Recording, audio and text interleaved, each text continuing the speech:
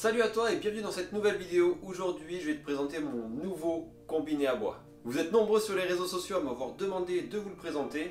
Je voulais pas le faire juste après la réception parce que je voulais tester un petit peu ses fonctionnalités et avoir un petit peu de matière à vous donner. À présent j'ai fait un petit peu le tour de la machine. Même si j'ai pas beaucoup de recul, je peux déjà vous présenter ses fonctions et vous dire ce que j'en pense. Ce combiné, c'est un combiné SCM Minimax Lab 300 avec un certain nombre d'options que je vais te présenter. Si tu regardes cette vidéo, c'est peut-être que tu es intéressé par l'achat d'un combiné. Bien sûr, c'est une super machine, elle fait gagner beaucoup de temps. Par contre, il faut avoir conscience que on peut, sans ce genre de machine, faire des super projets en menuiserie et c'est pas nécessaire, c'est pas indispensable d'avoir un combiné à bois. Par contre, c'est clair, ça fait gagner beaucoup de temps. Avant de se lancer, bien sûr, je vais te montrer quelques exemples d'utilisation pendant cette vidéo, mais si tu veux en voir plus, je t'invite à t'abonner à cette chaîne pour ne rien rater des prochaines. La machine, elle est réglée d'usine, c'est-à-dire que les tables, elles sont déjà réglées. Par contre, il faut s'assurer que tous les réglages sont corrects. Alors pour tout ce qui est table en fonte, il n'y avait aucun problème, elles étaient toutes très bien réglées. Par contre, pour tout ce qui est réglage du guide parallèle, des fers d'égo, etc., tout ça c'était à faire. Et c'est pas plus mal de prendre en main sa machine, de le faire soi-même pour bien comprendre finalement comment régler si ça se dérègle. Première fonctionnalité du combiné, donc le module scie, c'est un des éléments principaux, c'est ce que je vais utiliser le plus à mon avis sur ce combiné. Il a donc là un rail de 27 cm de large, donc je vais essayer de vous montrer un petit peu, c'est vraiment super rigide, c'est ultra fluide, je fais 80 kg, ne le dites pas à ma femme, 82 kg. Et vous voyez que ça a aucun accro, c'est super fluide. Même si je suis en déport, ça bouge pas, il n'y a pas de jeu.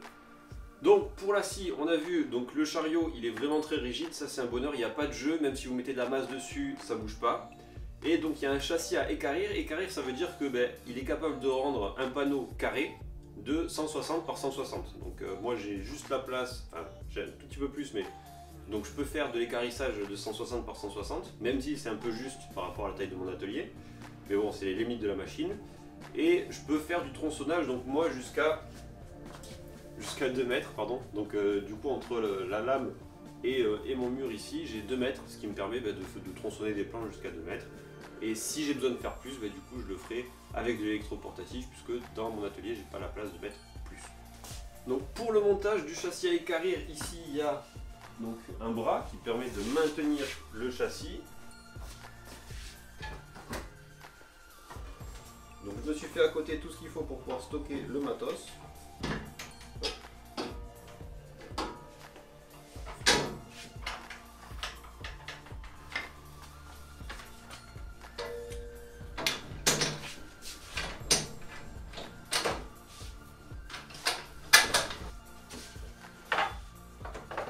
Un autre élément important de l'acier, c'est le guide parallèle, donc il est là. Hop. Alors une fois que le guide est installé, ça donne ça, c'est-à-dire que là du coup vous avez votre guide ici, les excentriques là qui vous permettent de desserrer cet axe là, et donc là vous verrouillez la position du guide parallèle, et grâce à ces deux petites molettes vous pouvez faire un réglage micrométrique qui permet d'être plus précis et d'affiner la position de réglage. Alors le réglage micrométrique, je trouve ça vraiment pas mal. Par contre, je sais pas si vous voyez à ce niveau-là, le positionnement se fait uniquement en se mettant parfaitement perpendiculaire ici au guide et en regardant du coup où est-ce que ça tombe.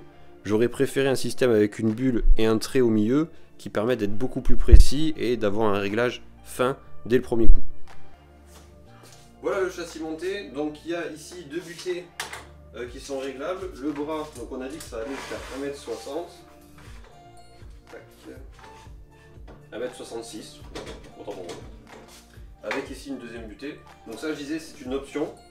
Je pense que c'est indispensable. Sinon il n'y a qu'une seule butée et elle n'est pas comme ceci, c'est une butée qui s'enfonce quand vous mettez une planche et qui ressort par un ressort. Je préfère ce genre de système. La lame, parlons-en. On peut aller jusqu'à 315 mm.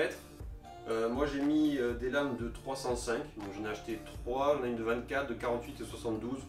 Je pense que je devrais couvrir à peu près tous mes besoins. Et cerise sur le gâteau, j'ai pris l'option inciseur. Donc l'inciseur, si vous ne connaissez pas, je vous mets un lien dans la description sur une vidéo de l'Instant Décopo qui va vous présenter ça, Anthony de l'Instant Décopo qui va vous présenter ça mieux que moi.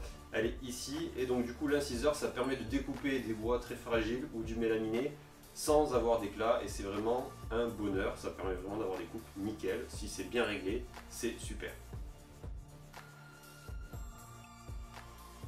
Fonctionnalité suivante, la toupie. Donc si tu veux toutes les caractéristiques, la taille de l'outil, etc., je t'invite à aller sur le site du constructeur. Bon, l'important c'est que il y a de la place, on peut rentrer des outils, on peut faire de la rainure, on peut faire du tenon, il y a tout ce qu'il faut pour.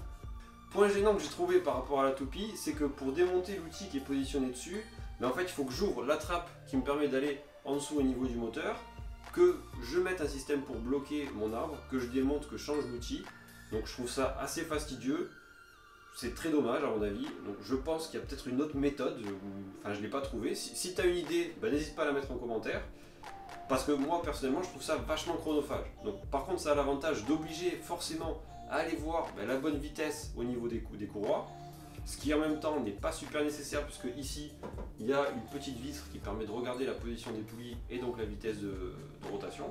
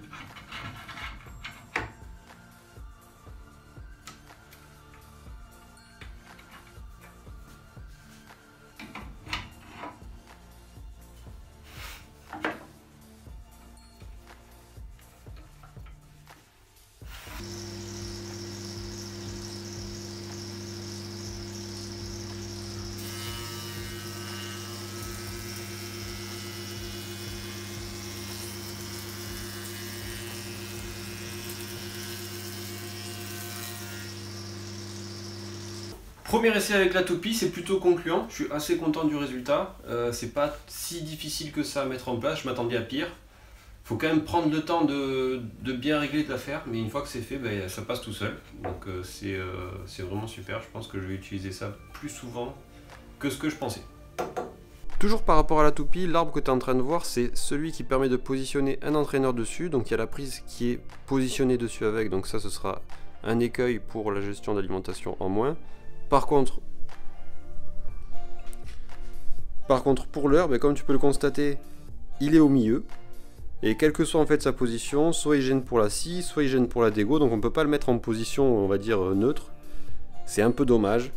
En même temps, je me dis que quand j'aurai un entraîneur dessus, je serai très content. Mais je pense que la solution des entraîneurs qui se basculent, c'est peut-être un peu moins ergonomique, mais en tout cas, ça gêne un peu moins. Dernière fonctionnalité, l'Arabo Dego. Donc là ça me change énormément par rapport à mon ancienne Kitty. Alors avant j'avais 200 mm de large, là j'en ai 300, donc c'est plus confortable pour la plupart des passes que j'ai à faire. Elle fait jusqu'à 3 mm de passe, donc c'est beaucoup plus confortable, ça peut aller beaucoup plus vite et le résultat est toujours nickel. Avec la Kitty, si j'allais un petit peu trop vite sur le dégauchissage, la passe était à refaire. Au niveau du rabotage, l'entraînement n'était pas toujours top. Bon là voilà, j'ai pas de problème, ça passe tout seul, c'est vraiment un bonheur, c'est puissant et j'ai pas grand chose à redire sur la partie Dego. Le réglage des fers, il est plutôt sympa, c'est-à-dire qu'il y a un système de blocage, il y a plein d'options sur les fers, on peut prendre des fers tersa, on peut prendre un arbre hélicoïdal, ça coûte quand même beaucoup d'argent. Moi je suis parti sur un truc plutôt classique, avec des fers interchangeables, affûtables, et je pense que par rapport à mon utilisation, j'aurais pas besoin de plus, ça devrait suffire, et comme le résultat est déjà très bien, je pense que je vais garder ça, ça a l'air très bien. Il y a les protections qu'il faut pour que vous soyez à l'abri. Au niveau du guide parallèle, il est vraiment énorme, donc je vais vous le montrer tout de suite. Là comme tu as pu le voir, le guide parallèle est vraiment énorme, il est un petit peu lourd à mettre en place, par contre une fois qu'il est là, ça bouge pas, c'est vraiment agréable. C'est une option, c'est à rajouter. Par contre, je pense que c'est vraiment quelque chose d'indispensable. Le guide d'origine, il permet de faire et guide parallèle pour la scie et en même temps guide de perpéndicularité pour la rabot d'égo.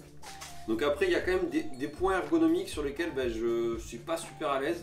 Donc là, par exemple, par rapport à cet arbre de protection, pour pouvoir l'enlever, le retirer pour utiliser la scie, soit on le démonte à ce niveau-là, soit il faut enlever ici le guide parallèle de la scie. Donc je trouve ça un peu dommage.